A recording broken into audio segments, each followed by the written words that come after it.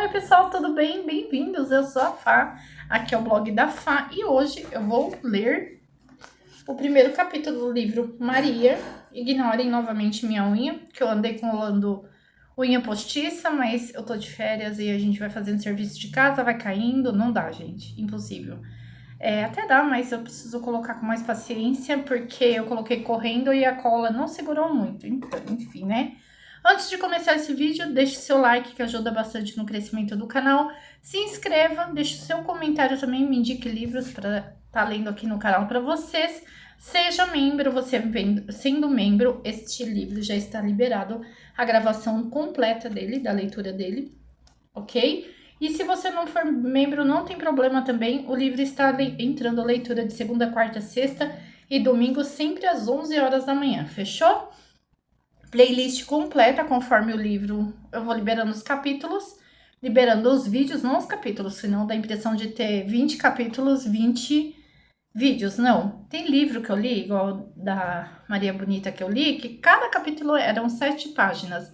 E eu vi que este livro são 2 páginas cada capítulo. Então, é um livro que eu vi que vai dar para ler bastante coisa rapidinho. E então vai estar separado assim, vídeo 1, 2, 3, 4, 5, desse jeito, tá bom? Com a capinha do livro para ficar mais fácil também, tudo certinho, tudo bonitinho para facilitar aí para vocês. Coloca um foninho de ouvido, coloca o celular, deixa aí rodando, vai fazendo as coisinhas de casa e para ir escutando, fechou? Vou ler da introdução. Ai, tá escuro aqui. Um calor hoje, gente, que eu acho que tá fazendo. Hoje é dia 18, tá fazendo calor, acho que mais de 30 graus, só um forno. Introdução. Imagine, pense no que aconteceria se um viajante numa noite de inverno resolvesse passear pelos bosques santos e atravessasse a caminhos pedregosos que levam ao segundo andar da casinha, onde, pelo que sabemos, a presença de Maria foi registrada pela última vez. O que encontraria? Vestígios? Lembranças? Meu celular piscando. Ai, pelo amor de Deus. Fez uma atualização no meu celular, agora meu celular não para quieto. O viajante imaginário ou real não veria nem o sinal da passagem da mãe de Jesus pelo lugar que agora chamam cenáculo. Pudera, diria alguém ao seu lado. Passaram-se quase 2000 anos, mas talvez gravada numa pedra houvesse alguma inscrição como aquela que foi encontrada recentemente, confirmando a existência do rei Davi. Olha, talvez o viajante encontrasse um pedaço de cerâmica onde pudessem ser lidas as primeiras letras do nome de Mariam. Gente, eu tô lendo tanto livro de Maria. Eu tô lendo Maria de Calas, Maria, já li Aparecida, Maria e... deixa eu ver... e Maria Bonita. Depois que eu me toquei, falei, olha, nossa, nem foi pensado nisso.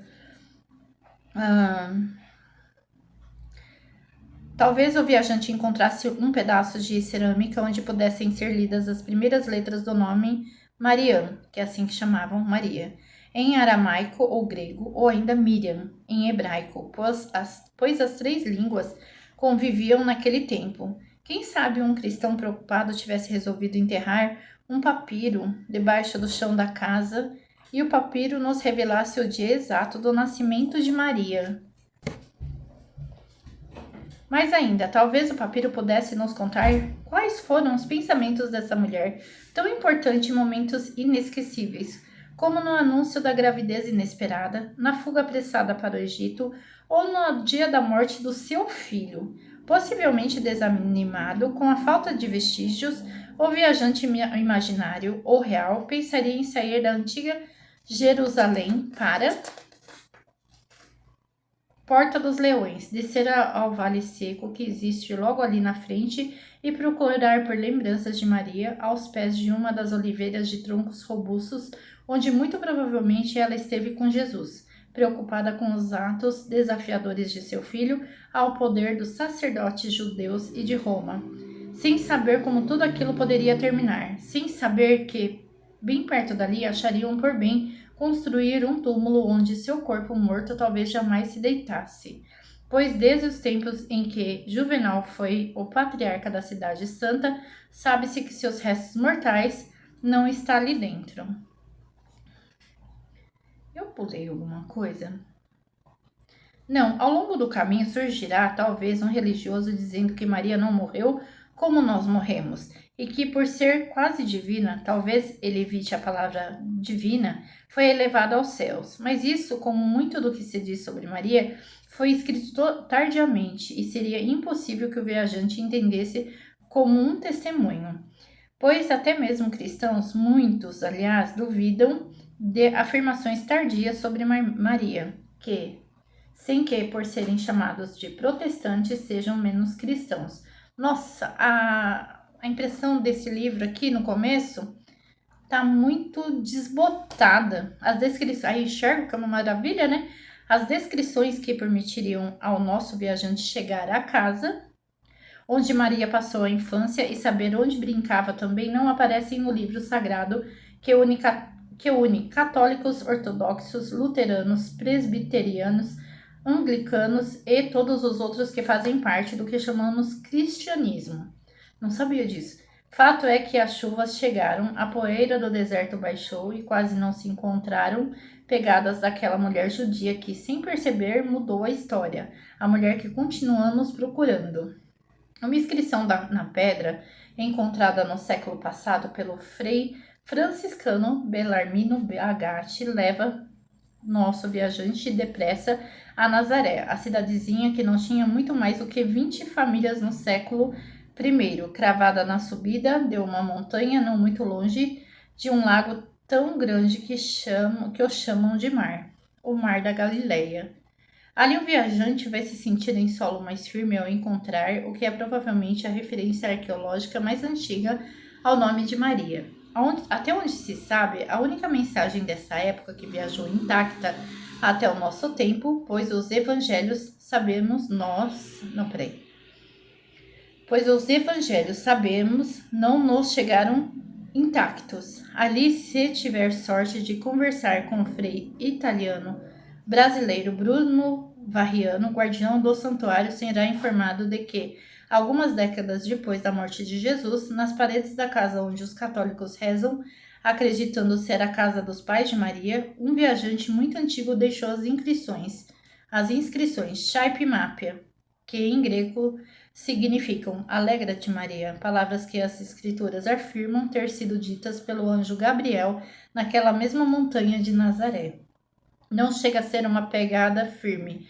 Alguém diria que é um vestígio posterior à vida de Maria, mas não deveria nos causar espanto o fato de o viajante concluir que, mesmo tão admirados dos feitos do filho de Maria, os homens de seu tempo não tenham perguntado a ela onde nasceu, quais eram os nomes de seus pais ou como foi a sua infância, pois, que se perdoe a objetividade, não há provas que nos permitam afirmar que os pais de Maria realmente se chamaram Ana e Joaquim.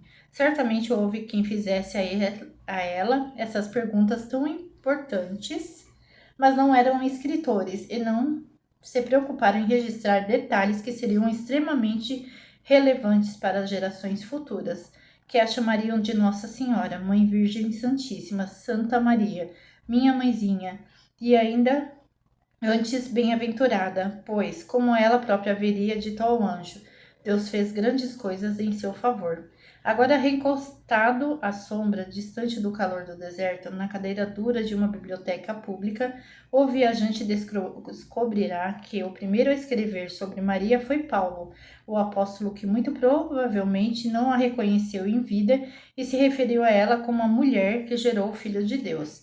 E isso aconteceu provavelmente nos anos 50. Nossa, logo depois... Eu não sei porque eu pensei isso. Nem sei porque eu falei isso. Logo depois da morte de Jesus, nos anos 50, lá atrás. Não agora, pois estima-se que foi nessa época que Paulo... logo depois da morte de Jesus. Aí na hora que falou anos 50, eu não sei porque que eu vim pra cá, né? Mas tudo bem. Pois estima-se que foi nessa época que Paulo, primeiro algoz e mais tarde santo, escreveu brevemente sobre Maria em sua carta aos Gálatas. Foi preciso esperar mais de 1 ou 2 décadas para que o autor do Evangelho de Marcos, por volta do ano 70, resolvesse que era hora de falar de Maria mais uma vez. primeiro sem nomeá-la, numa situação, que pode ter sido constrangedora quando alguém anuncia que Maria, aparentemente preocupada, procura Jesus no meio da multidão e ele responde em tom de discurso que sua mãe e seus irmãos são aqueles que o seguem. Se o viajante fechar os olhos e no silêncio da biblioteca voltar no tempo, imaginará o nome de Maria sendo escrito pela primeira vez num pergaminho sagrado pelo autor do Evangelho de Marcos, quando ele relata um episódio em que os judeus da sinagoga querem desdenhar do pregador que lhes fala. Não é ele o carpinteiro, filho de Maria, o irmão de Tiago, e de José, de Judas e de Simão? São as palavras que aparecem na versão que, depois de muitas cópias e possíveis alterações, chegou até nós. Os evangelistas não eram biógrafos, mas, como o viajante descobrirá ao folhear as escrituras, foram ficando mais detalhistas com o passar dos anos, e o nome de Maria começou a ser tratado com mais importância e carinho. O Evangelho de Mateus, o segundo na ordem cronológica, conta a tensão que Maria viveu durante a gravidez, quando lhe apareceu o anjo, quando o noivo José estranhou aquela situação improvável e resolveu repudiá-la em segredo. O Evangelho de Lucas finalmente dá a atenção que se poderia esperar à jovem que, acredita-se, recebeu a importantíssima missão de fazer cumprir a profecia feita 700 anos antes de seu nascimento pelo profeta Isaías. Lucas faz quase 90 referências a Maria. Nossa! E é ele que nos conta com grande parte dos seus supostos diálogos. Entre as 6 menções que a Bíblia cristã faz a momentos em que Maria se expressou com palavras, registra-se o curto diálogo com seu filho durante o casamento mais famoso dos últimos 2 milênios. Ele já não tem vinho. Alguém cuidou também de escrever as palavras que ela teria dito à prima Isabel depois de sair de casa grávida, com medo de contar sobre sua barriga inesperada ao futuro marido, e viajar longa distância da Galiléia à Judéia. Foram palavras tão bonitas que se achou por bem chamá-las de canção e dar-lhes o título de Magnificat. Gente, eu vou ler o que tá aqui, viu? Minha alma engrandece o Senhor, e meu espírito executa em Deus meu Salvador, porque olhou para a humilhação de sua serva. Teria dito Maria, a prima, que ao sentir o filho, o futuro João Batista, estremecer de alegria em seu ventre, reconheceu-o como bendito entre as mulheres. Sabemos também de uma conversa que não teve testemunhas, mas que nos foi contada com muita delicadeza no Evangelho de Lucas, a conversa de Maria com o anjo que lhe chegou de surpresa, anunciando a gravidez, na qual, só depois de algum espanto, ela acreditou, dizendo: Eis aqui a serva do Senhor, faça-se em mim segundo a tua palavra. É nesse único texto que encontramos mais da metade das referências bíblicas à vida de Maria. O viajante pode procurar abrigo agora na parte mais escura da biblioteca, onde está praticamente sozinho para ler alguns pergaminhos que viraram... Gente, eu não melhorei da garganta ainda e eu tô lendo... Eu nunca li tanto livro na minha vida como eu tô fazendo agora, mas eu tô empolgada, eu tô muito feliz de estar lendo. Essa introdução aqui praticamente vai ser esse livro de introdução, mas é interessante, ela é bem longa, mas vamos lá. E eu não melhorei da garganta ainda, então imagina. O viajante pode procurar abrigo agora na parte mais escura da biblioteca, onde está praticamente sozinho para ler alguns pergaminhos, que viraram livros, que viraram sermões e que nos dão pistas sobre os caminhos percorridos por Maria, antes e depois da morte de Jesus. Encontrará pequenos fragmentos de uma conversa aqui, de outra ali. Terá notícias de algumas viagens importantes, de alguns acontecimentos dos quais os estudiosos duvidam.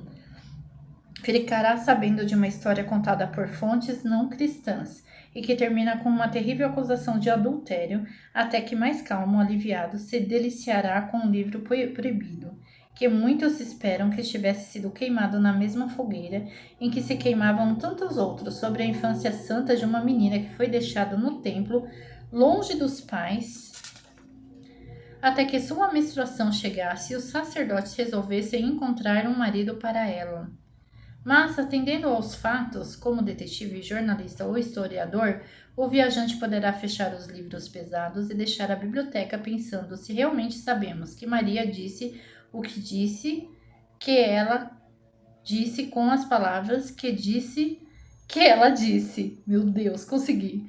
E descobrirá que para trazer Maria de volta à vida, além de bom investigador, precisará ser um escultor paciente, moldar o corpo com a massa de informações fornecida pelos apóstolos e discípulos para só então dar-lhe o acabamento esperado ao desvendar o mosaico criado por um batalhão de teólogos, arqueólogos, historiadores, padres, bispos, arcebispos, papas, imperadores e até uma imperatriz com voto de virgindade. Só depois disso será possível construir uma biografia que tenha começo, meio e fim. E assim o viajante precisará em alguns momentos resignar-se, pois não existem garantias de que se encontrarão as pegadas que ele procura na areia seca do deserto, que era romano, virou bizantino, otomano e agora, depois de inúmeras guerras, algumas supostamente em nome do mesmo Deus, com quem ela conversava, chama-se em parte Israel e em outra parte Palestina, e numa outra Jordânia.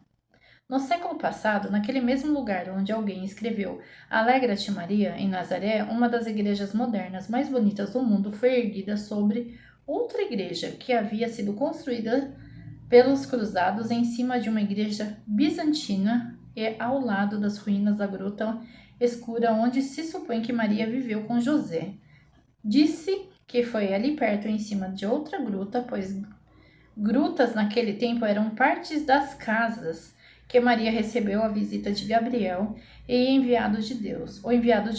A gruta da Anunciação, na parte mais baixa da basílica, é o único lugar do mundo onde se encontram com a devida propriedade os dizeres verbum caro hic factum est, com uma tremenda importância para o hic, que nos diz que aqui o verbo se fez carne. E antes que surjam os questionamentos, o viajante deve saber que o cristianismo acredita não ter sido em outro lugar, senão no útero de Maria, que o verbo se fez carne, que Deus se fez homem.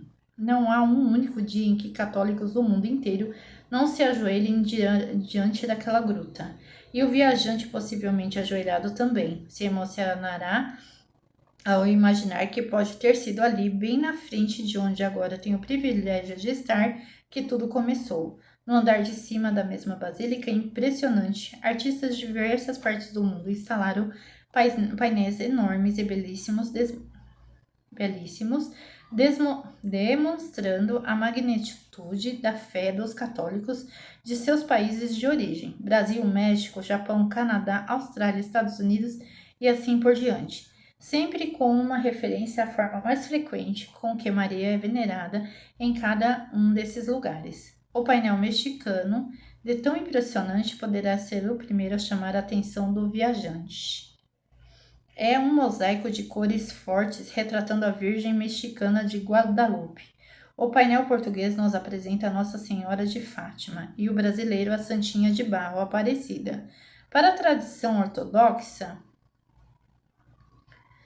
no entanto, não foi exatamente naquela gruta, mas numa fonte de água ali perto que o anjo apareceu a Maria.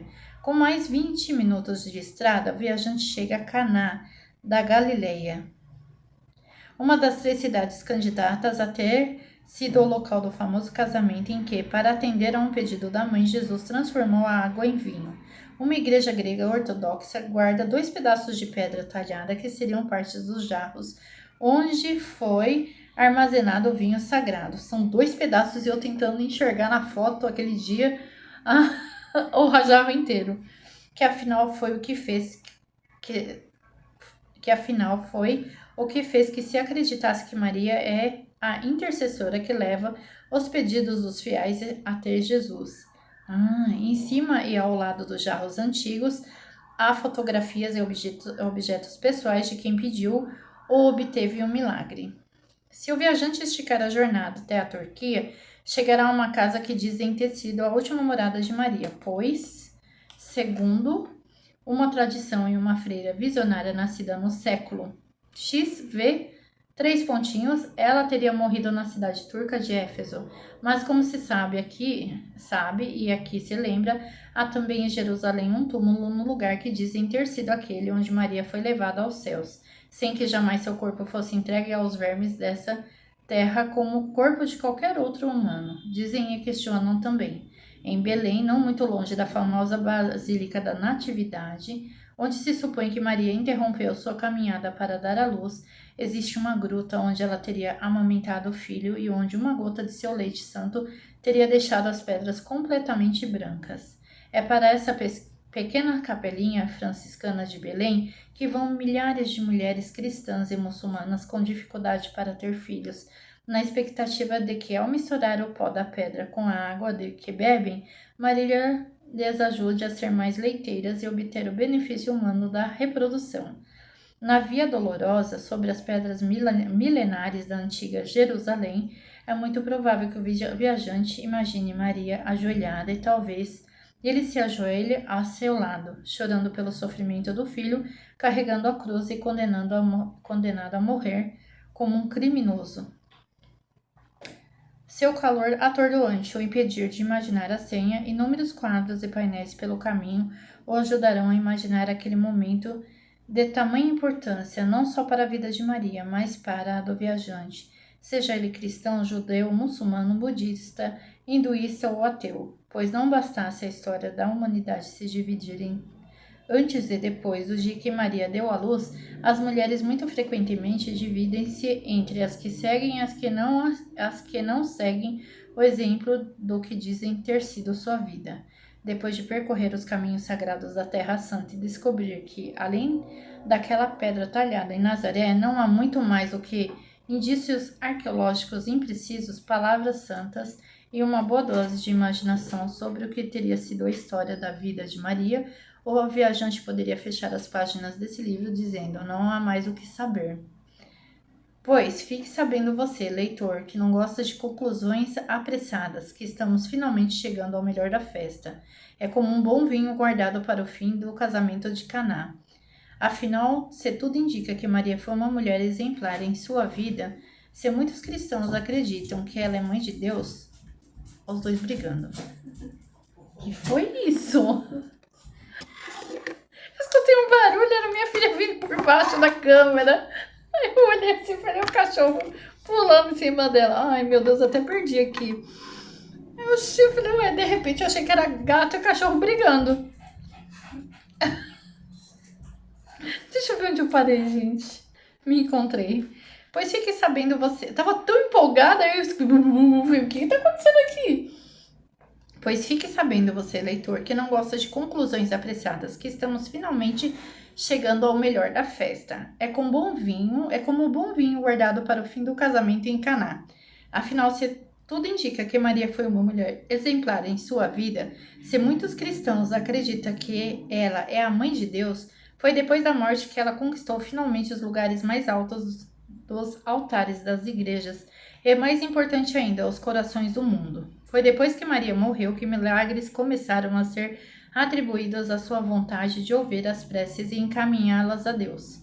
E este livro que você acaba de comprar ou ganhar de presente, ou que talvez tenha pedido emprestado a um amigo ou parente, ou ainda numa hipótese não muito improvável, o arquivo de computador que alguém baixou para você numa versão pirateada na internet que você lê agora no tablet ou no celular, enfim, este livro que você está lendo ainda guarda 2 milênios de história curiosas, chocantes, controvertidas, irritantes, sangrentas e certamente também milagrosas. Olha, não é por acaso que ele leva um subtítulo tão comprido que ocupa 4 linhas da capa.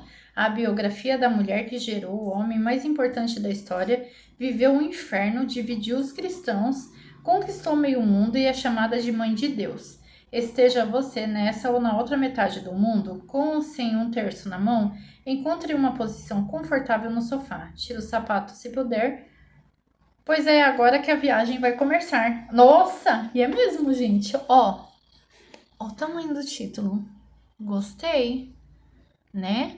Antes de... Porque assim, eu dei esses 2 livros, assim que eu terminar de ler, ele vai pra Domênica, que trabalha comigo.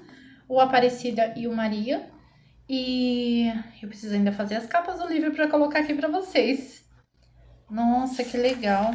A Vida de Maria. Eu tô controlando o horário aqui em cima, não tá aparecendo para vocês, mas para mim tá. Capítulo 1. O sacrifício em Jerusalém. Como eu falei, os capítulos são curtinhos. Esse aqui não tá parecendo que é tão curto. Uau, esse é longo. Mas vamos lá. Quando enfim terminarem os eventos trágicos e surpreendentes dessa semana histórica, além de enfrentar um sofrimento profundo pela perda do filho, Maria viverá momentos dificílimos e não tardará até que, tomada por uma tristeza imensa, numa idade não muito avançada, tenha seu corpo deitado num túmulo para, assim como o filho, descansar deste mundo. Jerusalém se tornará extremamente perigosa para quem quer que resolva disseminar as pregações daquele a quem até mesmo seus detratores de um dia chamarão de Cristo. E não só Jerusalém, tá muito quente aqui. O Império Romano inteiro verá pessoas serem jogadas na arena para alimentar os leões pelo simples fato de acreditarem que o filho de Maria é também filho de Deus. Ah, é, porque tem o depois, né? Como que foi? Nossa. Cristãos, como ficarão conhecidos, serão tratados como inimigos de Roma e também dos sacerdotes judeus, a quem desafiarão com sua nova mensagem, oferecendo uma face àqueles que lhes baterem na outra, defendendo pobres e desfavorecidos, abençoando aqueles que os amaldiçoarem, rezando pelos inimigos, anunciando a chegada do Messias e do Apocalipse, prometendo um reino dos céus para os bons e batizados, anunciando enfim uma vida depois da morte muito melhor do que a dureza em que vive nos desertos de Judéia, ou na mais distante Galiléia, onde cravada em uma montanha há uma vilazinha chamada Nazaré, onde se dizia que o fruto bom não poderia brotar, onde viveu Maria. E essa mãe acompanhará os discípulos do filho e junto também dos outros milhares de seguidores que se amontarão para ouvir os seus discursos.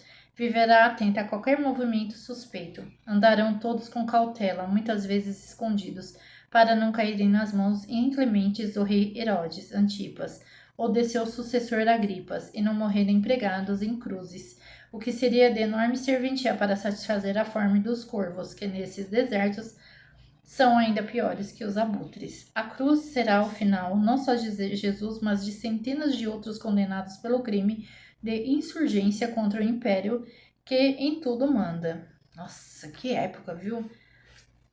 Ô, negócio difícil.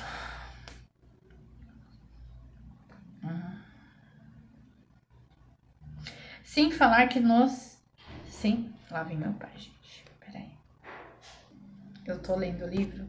Como eu falei, nessa janela, dá na cozinha do meu pai, tem um quintal, e o quarto do meu pai, e um outro quintal em cima, tem uma escada. Aí meu pai fica doido que eu vou lendo essa hora, mas eu não consegui parar hoje para ler. Vamos lá. É, porque... 80 anos, gente, acho que tá... Que barulho, já pensou você dormir num cômodo próximo e alguém falando?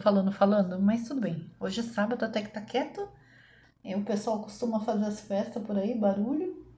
Tá quieto, isso é bom. Vamos lá. A cruz será o final não só de Jesus, mas de centenas de outros condenados pelo crime de insurgência contra o império em que tudo manda, sem falar nos que serão queimados vivos, nos que terão as cabeças cortadas, como todos ficaram sabendo que aconteceu com João Batista, nos inúmeros mortos pela espada, como será Tiago, ou nos que tiveram o corpo arrastado por cavalos, como farão com Marcos. Meu Deus! Ou ainda nos acorrentados como Pedro, e nos levado à prisão em Roma, destino que caberá também ao apóstolo Paulo, muitos anos depois daquela semana que mudará para sempre a história. Ai, que inferno! Já pensou? Oh, coitados!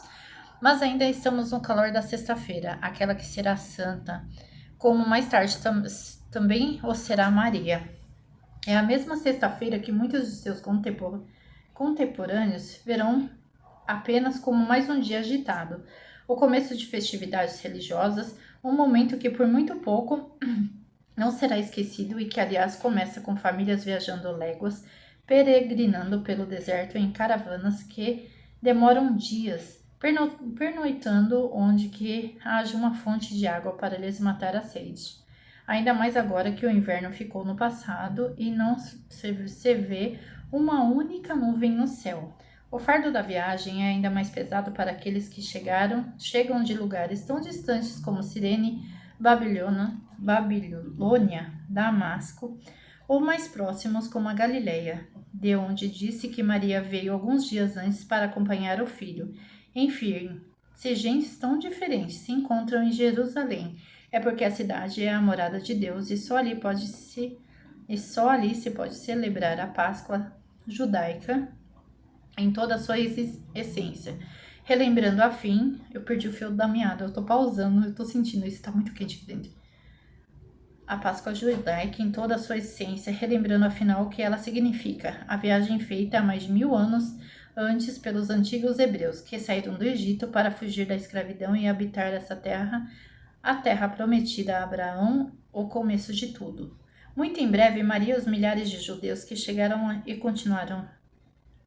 Muito em breve, Maria e os milhares de judeus que chegarão e continuarão chegando irão se esbarrar ao redor do templo, grafando aqui em letra maiúscula por ser único e insubstituível, mesmo quando tudo que estiver sobrando dessa construção majestosa for uma parte da muralha de pedras gigantes, a qual chamarão simplesmente de muro, ou, mais acertadamente, pois o lamento será interminável, Muro das Lamentações.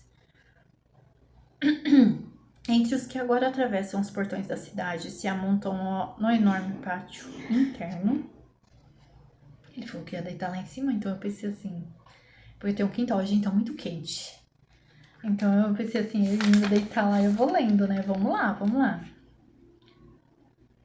Entre os que agora atravessam os portões da cidade se amontoam no enorme pátio interno do templo fabuloso, há agricultores, pescadores, comerciantes, aventureiros, astrólogos, videntes, curandeiros, bandidos, mendigos e também muitos insurgentes, com suas muitas reclamações, decididos a morrer, se preciso, para desafiar a submissão e os impostos, ambos igualmente escravizantes, e enfiados goela abaixo pelos romanos que todos apavoram. É uma barulheira danada, aumentada pelo som das trombetas que de tempos em tempos anunciam as preces.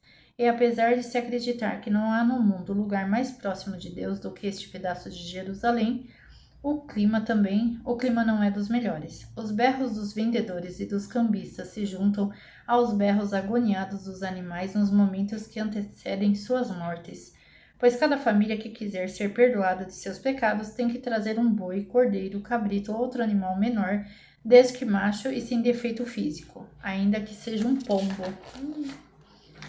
comprado de última hora na entrada do templo, para oferecer em sacrifício ao Deus que todos temem e querem agradar. Um sacerdote corta a cabeça dos animais e derrama o sangue no altar. Os bois e os cordeiros são partidos e logo em seguida as entranhas e as patas são lavadas por um sacerdote que vai jogar tudo no fogo.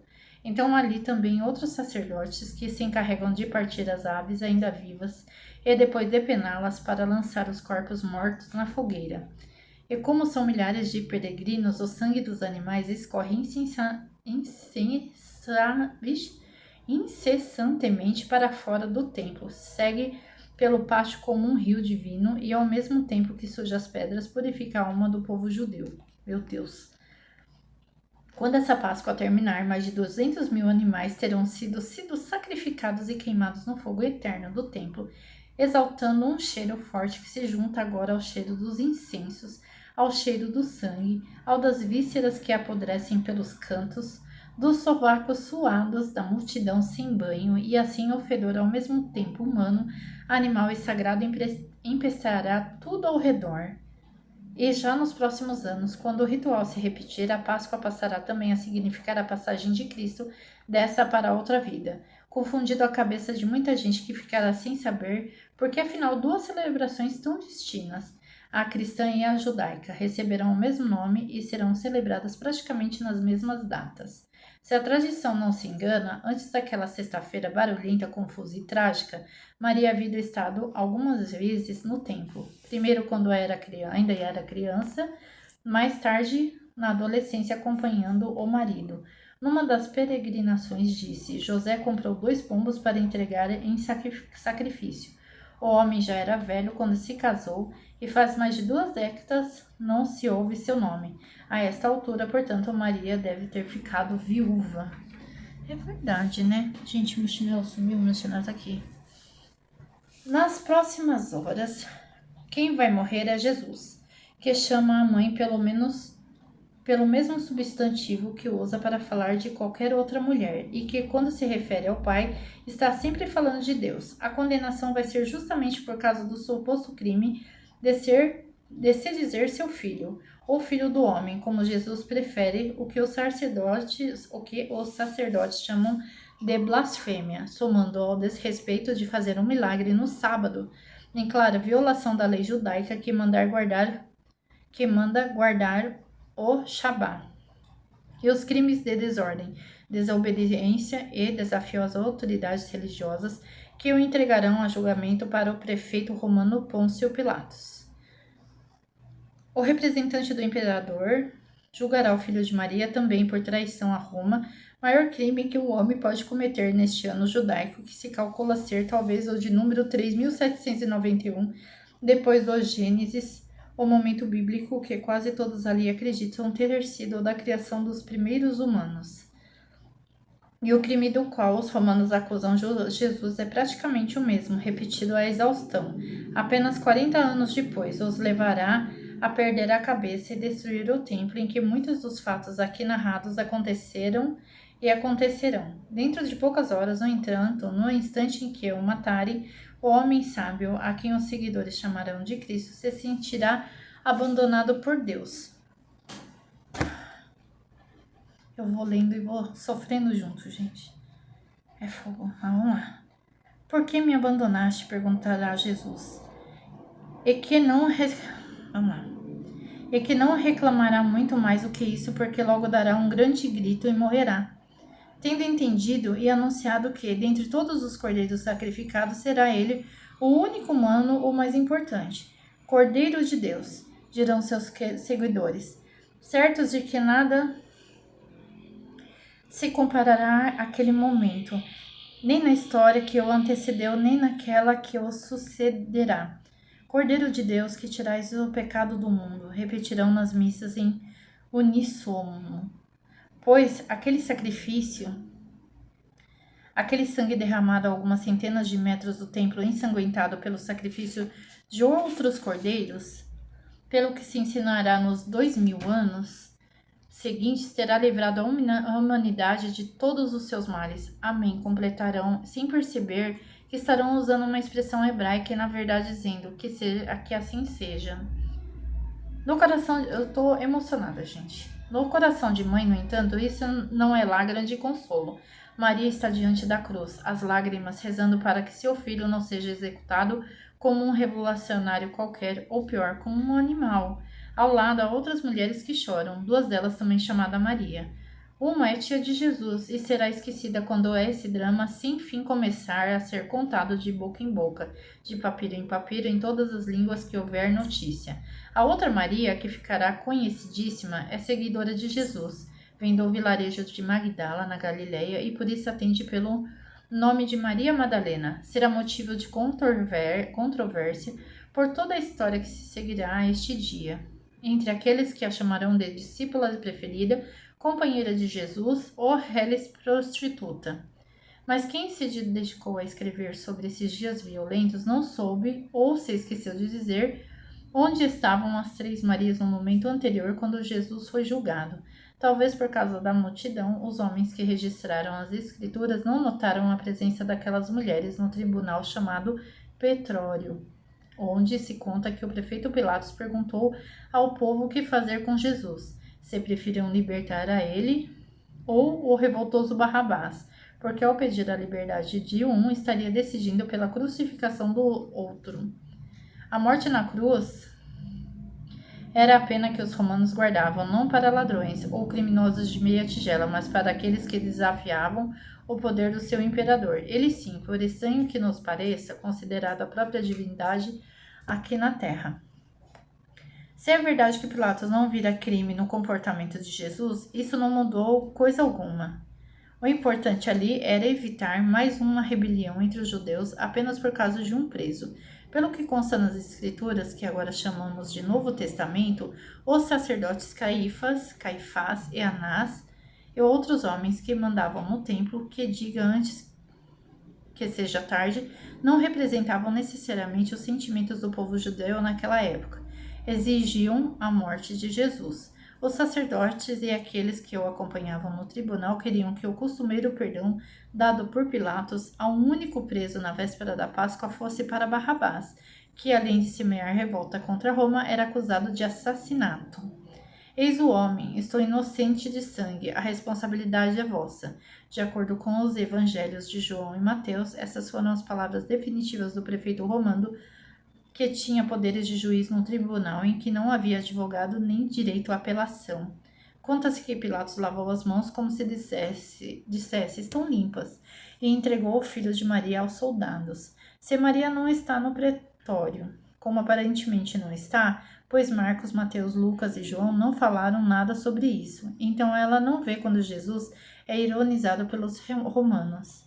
Não vê também quando os soldados dividem as roupas de seu filho em 4 partes, por serem feitas de tecido bom, e sorteiam a túnica que o jovem mestre leva sobre a cabeça.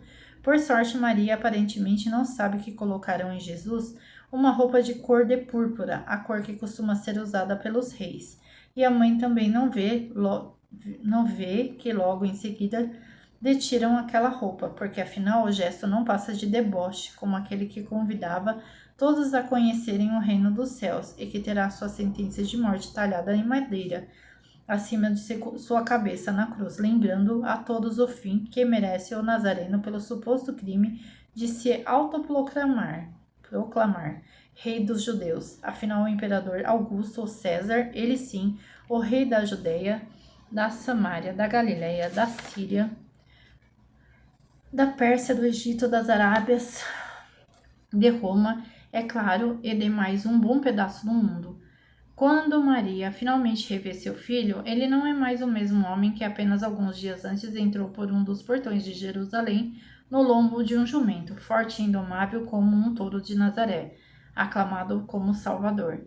Não é também o pregador energético, revoltado, expulsando comerciantes que lucravam com o câmbio de dinheiro na entrada do templo, derrubando as cadeiras daqueles que vendiam pombos e assim transformavam a casa de Deus num covil de ladrões.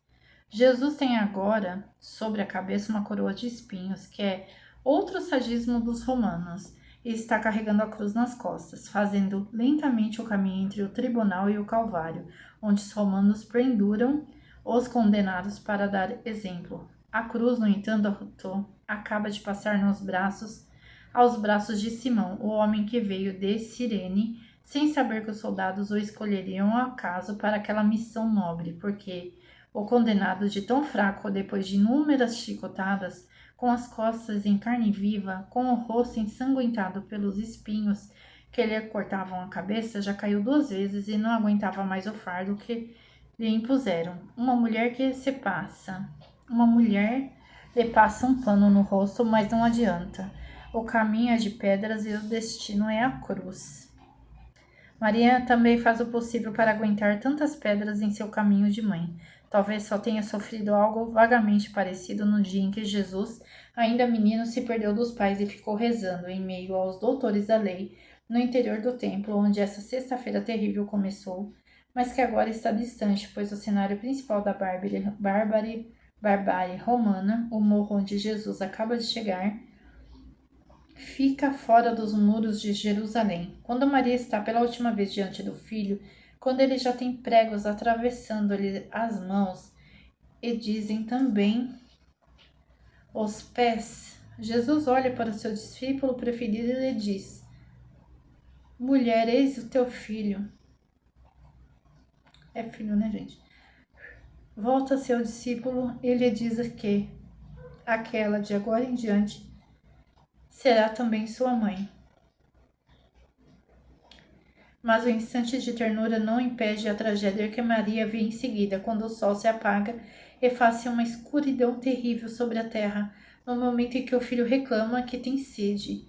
Bebe o vinagre que lhe chega numa esponja erguida na ponta de uma vara, não aguenta mais tanto sangue perdido, exala seu último suspiro e se despede deste mundo romano.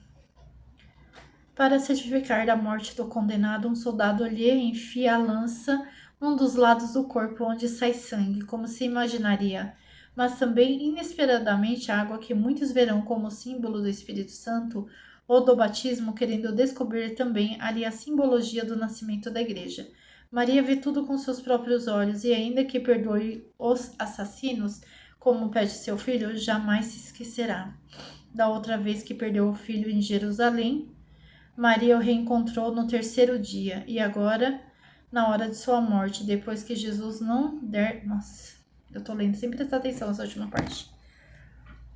Da outra vez que perdeu o filho em Jerusalém, Maria o reencontrou no terceiro dia e agora na hora de sua morte. Depois que Jesus não der mais um único suspiro no alto da cruz, será preciso esperar também pelo terceiro dia, até que ele reapareça em carne e osso, pelo que dizem, confirmando as profecias. Maria, no entanto, se souber disso, será pelos apóstolos, pois jamais voltará a vê-lo.